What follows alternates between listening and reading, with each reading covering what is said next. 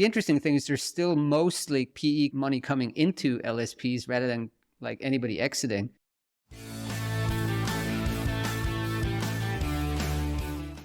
Hi, everyone, and welcome to Slater Pod episode 202. Hello, Esther. Hi, Florian. All right, so just quick housekeeping. SlaterCon Remote next month happening. Still got time to get your tickets. We mentioned SlaterCon London, IRL in real life, May 23rd, if I'm correct. And now, save the date. We're about to announce SlaterCon Silicon Valley, September 5th on a Thursday. Great date, great location. Stay tuned for an announcement about where we're going to go, but it's going to be in the Silicon Valley. So looking forward to that. Now, today on the agenda, talking about briefly women in localization, RWS. We're going to talk about IUNO, AMN, the interpreting, they have an interpreting arm, the healthcare company in the US, AI Media, some good news from them. We had to see on the podcast. Investment in Canada. We're going to talk about BoostLingo, and then the Green Terp, an interesting tool that we came across this week. So briefly, Women in Localization opened a chapter in Switzerland, here in Zurich. I didn't actually know they didn't have a chapter, but this week they announced they are opening a chapter. Great. So it's led by Amaya Sabaya Sarsosa from Varian, Siemens Health Engineers company. Met her a few times here in Zurich, localization head there. She is joined by the membership manager, Arjana Alajic, also from Varian, and then Zoe Morrow from Avaloq. Avaloq is like a banking software company.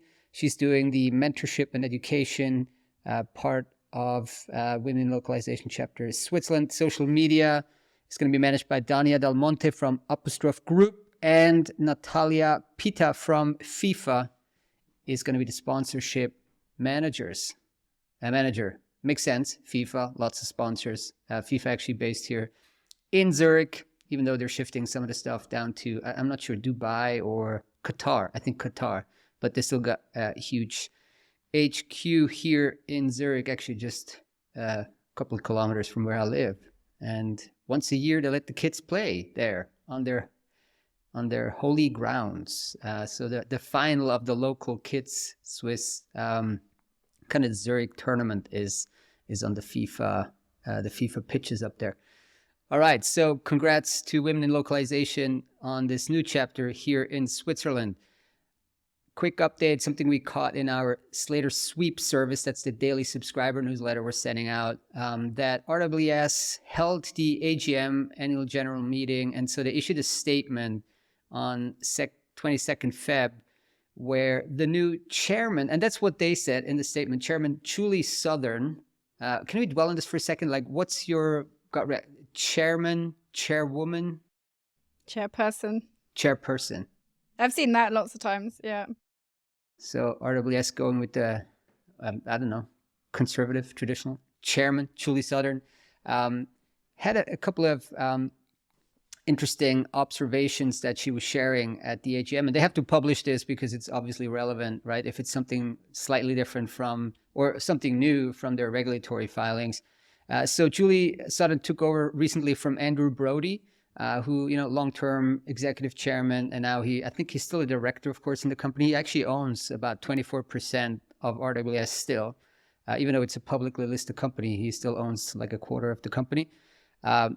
But, basically stepped down as a chairman and now, passed it to Julie Southern. So they said that they see considerable resilience, even though there's a lot of uncertainty, and they're going to continue to increase the dividends, return excess capital to shareholders through share repurchase programs. That's what the stock market likes. And they're not just going to buy back their own shares, but they also say they're going to continue to invest in the business organically and through acquisitions. And, there's a lot of activity on the sell side in the language industry. So there's probably some targets they can pick up. Now, they say, they're mindful of the macroeconomic environment, market pressures. Obviously 2023, as we discussed on the last pod, was not an easy one for anybody who's kind of in text-based localization translation services, but they're saying their client retention and satisfaction remained high. She also mentioned that in January they launched the beta program for what they call Evolve, what they call like a linguistic AI solution, and they're seeing some early wins with enterprise level clients. So interesting quick update there from RWS. Now, another publicly listed company is AMN Language Services. We spoke about them many, many times in the past because they have to be very transparent in what they, in the information they provide about the business, because they're listed. I'm not sure. Are they listed on NASDAQ or the New York Stock Exchange? Do we know that? Oh, it's a good question. I don't actually know. Yeah, it's AMN Healthcare anyway, which is the listed entity. And then obviously Language Services being part of that. New York Stock Exchange, sorry to jump in, not NASDAQ, so the more traditional one. So as you said, yeah, they have to disclose a lot of information, as do the other listed companies around the world. So they've just reported their Q4 results and consequently the full year results for 2023 as well. Generally, I mean, Language Services, they're kind of standing out really as a pretty strong performer in terms of the overall business. The CEO, who is Kerry Grace, said in the earnings call that Language Services is one of the strongest growing businesses and has with its strongest pipeline of prospects. So interesting. Yeah. So they're saying Language Services increased 18%, that's revenues, to about 68 million over 2023. So that's like $250 million a year just in language services from that company. That's some quick maths, yeah. 28, yeah, 280, 200 something, right? 260-ish, yeah, million. It's big. Yeah, it's big. It's big. They did say there was some unexplained lower gross margin, which I'm sure they'll be looking at and working to improve. But yeah, generally, I mean, a much different story across the wider business at AMN Healthcare. Their total revenues were down, I think it's 27% in the quarter, to just over 800 million. And then overall in 2023, down 28% to nearly, 3.8 billion. So yeah, can see why Language Services gets a lot of praise for doing really outstanding growth compared to the rest. I wouldn't say the rest of the business, but certainly the overall business. But think about it. I mean, like typically, I mean, there's always criticism when companies acquire from, some people like, oh, okay, is this going to work? Is, 1 and 1 equal 3, or is it just going to be, 1 and 1 equals 1.5?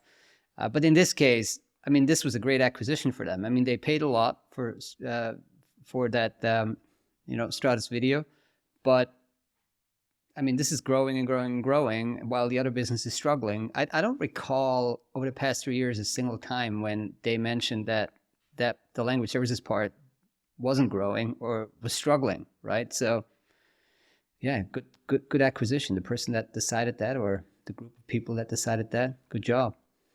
Yeah, exactly. I mean, I think they don't see that changing really at any point. CEO was also saying there's very healthy demand in that space. Obviously, yeah, the healthcare interpreting sector generally. And then they're saying, right, well, so now we're focusing on to have the supply to meet that healthy demand. So, potentially some attention needed to the interpreters and general sort of servicing of the demand. Now, we also have AI Media, who, also a publicly listed company that announced results, and they seem to be doing quite well in their transition away from human in the loop to pure software, right? Yeah, and I think it's something that they've been talking about for at least several quarters now. I can recall reading that same sort of story in their results. But yeah, now they're doing this. They're doing the ongoing shift to SaaS. They say now it accounts for I think almost around half of their revenues. So SaaS offering grew 38%. This is in the first half of 2024, which ends December 2023. So the SaaS offering grew 38% to 10 million. Sorry, yeah. And then the overall revenues were up 10% to around 21 million. So yeah, pretty much half now of AI Media's revenues. And they say more than half the total gross profits are coming from that SaaS piece. So interesting. And so this is like multilingual captioning, transcription, speech to text, live captioning. Yeah, they've got an automated live captioning solution. This is their Lexi product that actually came from an acquisition of a company in 2021 called EEG.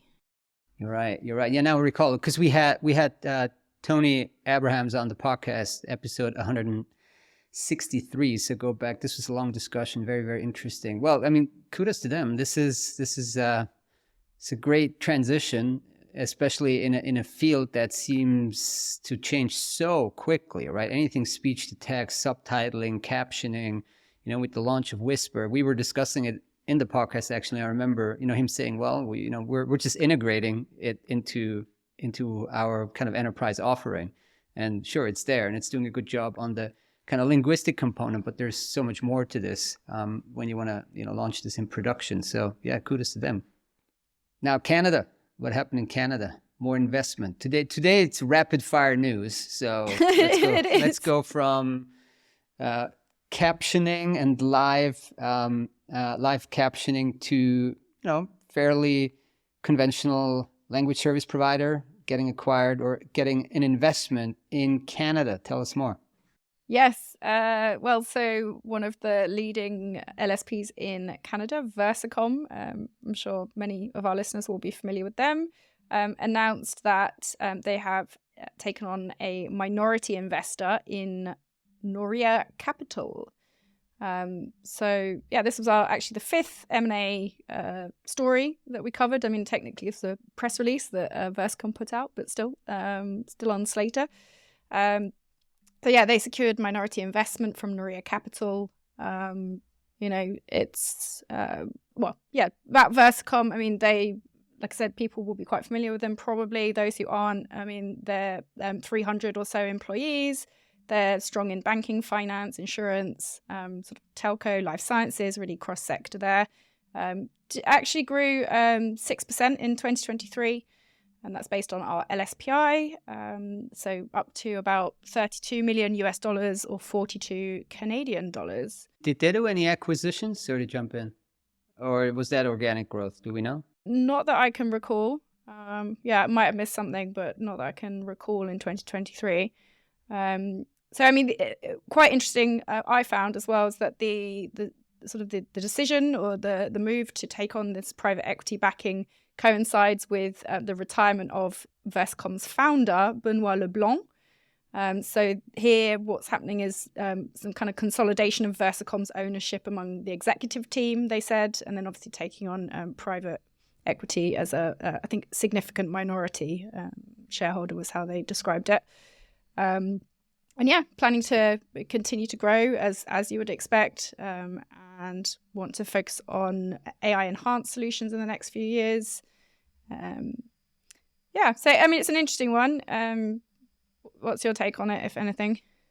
We don't know if it's a minority investment or a majority, right? We don't know. We do know, yeah, it's a minority investment. That is interesting, that it's a minority.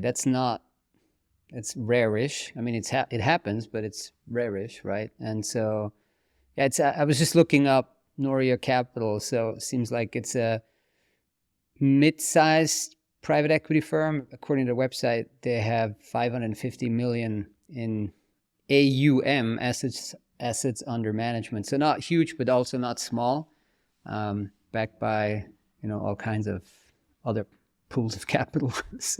And they just launched a new 300 million fund to support entrepreneurs. It's called Capital Noria Second or Two. Begins operations. Who knows? Maybe this came out of this particular fund. Yeah. No major take. I mean, just something I wouldn't have guessed that would happen right now, like a minority investment by a private equity company now at this stage. But yeah, I mean, the interesting thing is there's still mostly coming like a PE money coming into LSPs rather than like anybody exiting.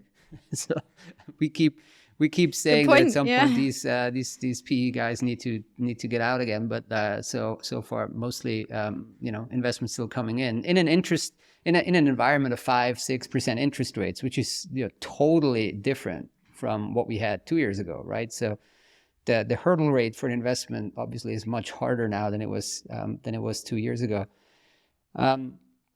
Different part of the world, well, not so different.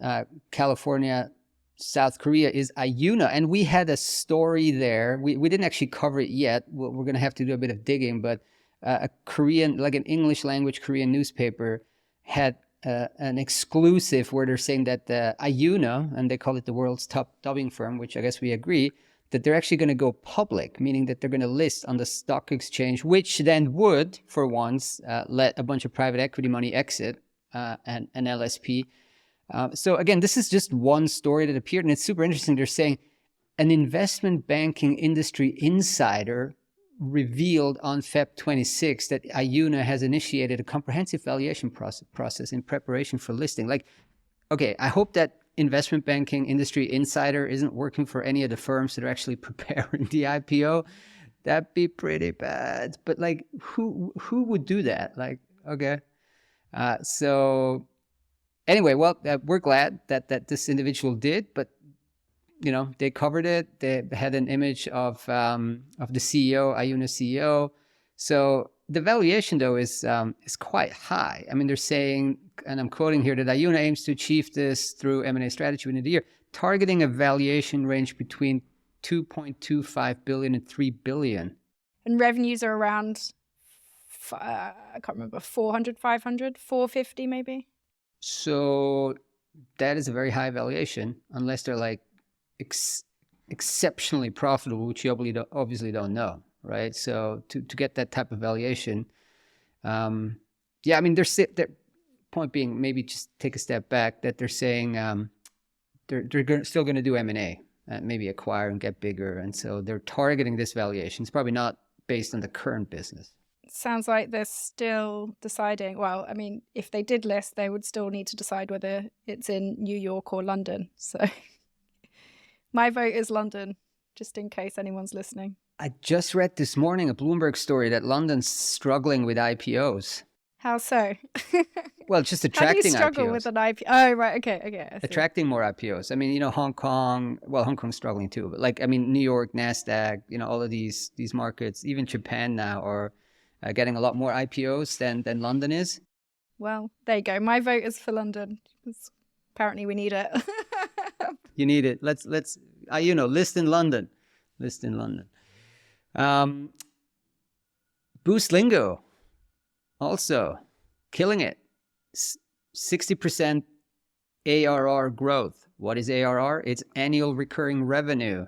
Why can't we just say revenue? Well, because it's recurring revenue, and that's this is the metric you use when you measure software businesses, right? That have subscriptions, and in Boostlingo's case, maybe just kind of recurring contracts. So they're using ARR. It's a cool kind of venture capital type term. And yeah, they're saying they recorded 60% year over year increase. They're not telling us how much. Did they tell us how much? No, I did check.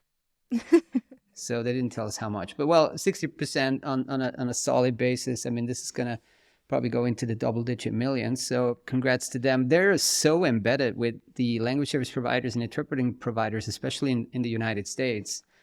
And I mean, as we now are finding out, based on our language service provider index, but also on these Boostlingo results or the AMN results we just spoke about, interpreting is just going really, really well in the US in 2023.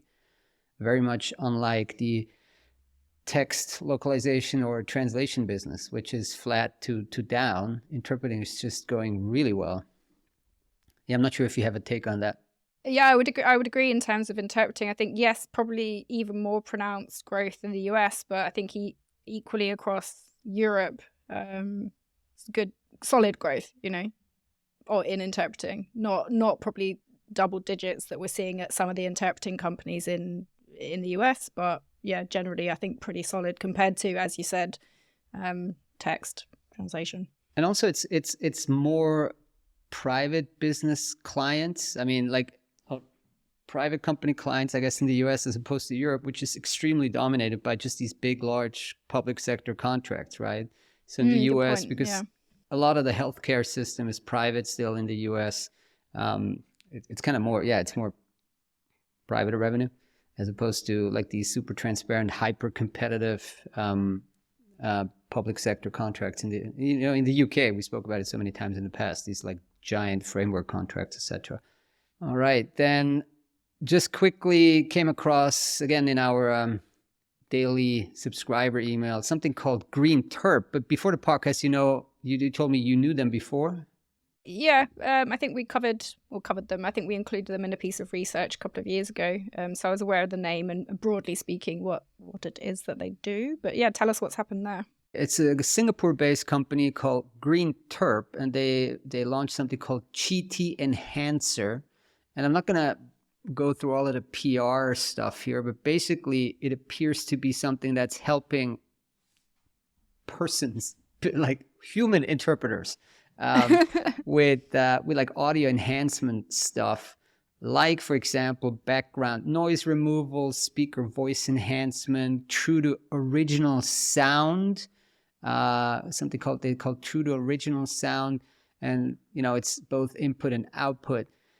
I like it because it stands out in a sea of AI announcements that now we have a company that's actually using, I guess, AI or some of these kind of new emerging technologies to enable the human interpreter. You know, like, so yeah, okay, it's a noisy environment and they'll filter out the background noise. They'll make it easier to understand for the interpreter. So that's why I like this announcement. I guess if the interpreter happens to be in a noisy environment, I don't know where they would be, but if there's any sort of like one-off sounds, you know, sometimes you drop something and it will that bothers the ears of the listeners. So yeah, hopefully also good for the audience. So let me read that. So it says the background noise removal. It says Qt Enhancer effectively eliminates disturbing background noises and echoes such as dog barks, baby cries, traffic sounds, and artifact noise from microphones. So yeah, maybe if you kind of, you know, touch on the microphone, tap on the microphone.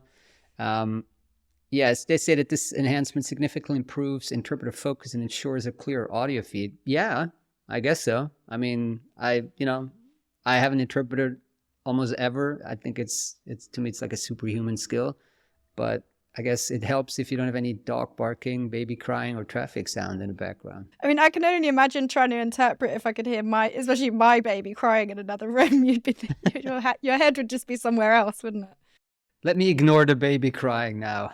I would just ignore the baby while I'm interpreting. Yeah, all good. Does it sound life-threateningly bad, or is it just like, you know, bad, or maybe it's just annoying? Yeah, we get that. You have that, you know, you have that spidey sense when you have babies, right? Is it like, that's true. terrible, or do I have to do something now?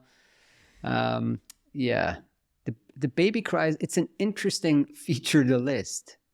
You start off with, okay, echoes. I get that, but dog barks and baby cries. Okay, so how often does the dog bark? Maybe when you're at home or something, yeah. Given that I'm like currently sitting in South London, the most frequent noise I hear is aeroplanes overhead coming into, I think, Heathrow or Gatwick, I can't remember, and police sirens. Those would be the two noises that I would want to strip out.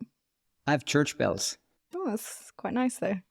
They're so loud. It's incredible. Like, I mean, it's actually, the church's not, it's maybe like 500 meters, but it's still so loud. I wouldn't want to live next to that church.